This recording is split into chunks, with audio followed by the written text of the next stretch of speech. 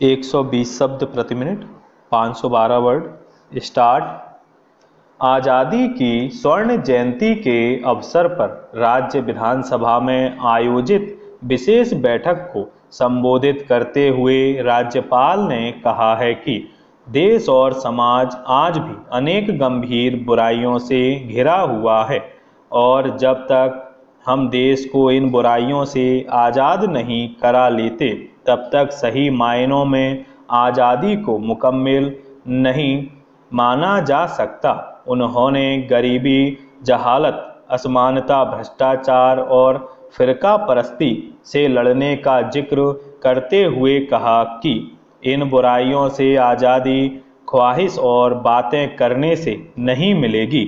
हम आज भी अपनी मंजिल से बहुत दूर हैं और हर हिंदुस्तानी को इस बारे में संजीदगी से ज़रूर सोचना चाहिए कि हम उन देशों से इतने पीछे क्यों चल रहे हैं जिन्होंने हमारे साथ या हमारे बाद आज़ादी हासिल की थी।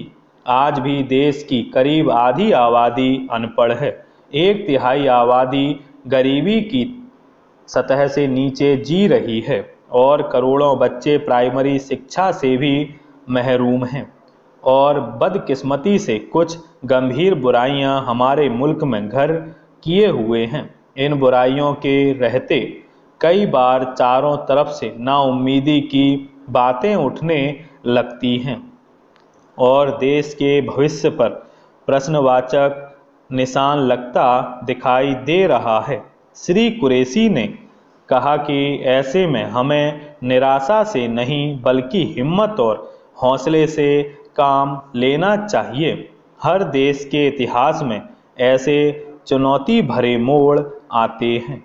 हम इससे कहीं बड़ी चुनौतियों पर विजय पा चुके हैं और हम इस दौर की परीक्षा में भी जरूर सफल होंगे। राज्यपाल ने कहा कि इस पवित्र बेला में आज हम सब मिलकर यह संकल्प करें कि हम खुदगर्जी, फिरका परस्ती और हर तरह से तंग नज़रिए से ऊपर उठकर अपनी तदबीर से ऐसा भारत रचेंगे जो भाईचारे, समाजी इंसाफ, आर्थिक तरक्की और इंसानी तहजीब की एक सुनहरी मिसाल होगा। आज का दिन हमारी सभ्यता के पुनर्जागरण का दिन है। आज जब ऐसे मुबारक दिन के 50 साल पूरे हो रहे हैं, हम इसका जितना भी उत्सव मनाएं कम है।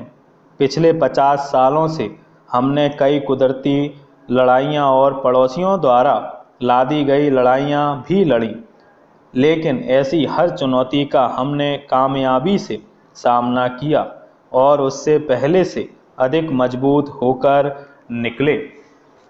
इस अवसर पर विधानसभा अध्यक्ष श्रीनिवास तिवारी ने कृतज्ञता व्यक्त करते हुए कहा कि स्वतंत्रता का अर्थ केवल विदेशी सत्ता को हटाना ही नहीं होता है, अपितु स्वराज्य भी स्थापित करना होता है।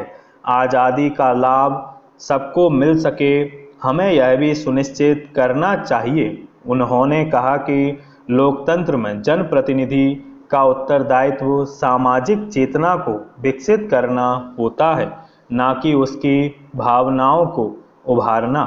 एक जनप्रतिनिधि अपने क्षेत्र और प्रदेश की समस्याओं से सदन को अवगत करवाते हैं ताकि उनका समाधान निकल सके। यह प्रणाली तभी सफल और सुदृढ़ हो सकती है जब हम संयम और अनुशासन के साथ संसदीय लोकतंत्र की गरिमा और मर्यादा को ध्यान में रखकर आचरण और व्यवहार करेंगे।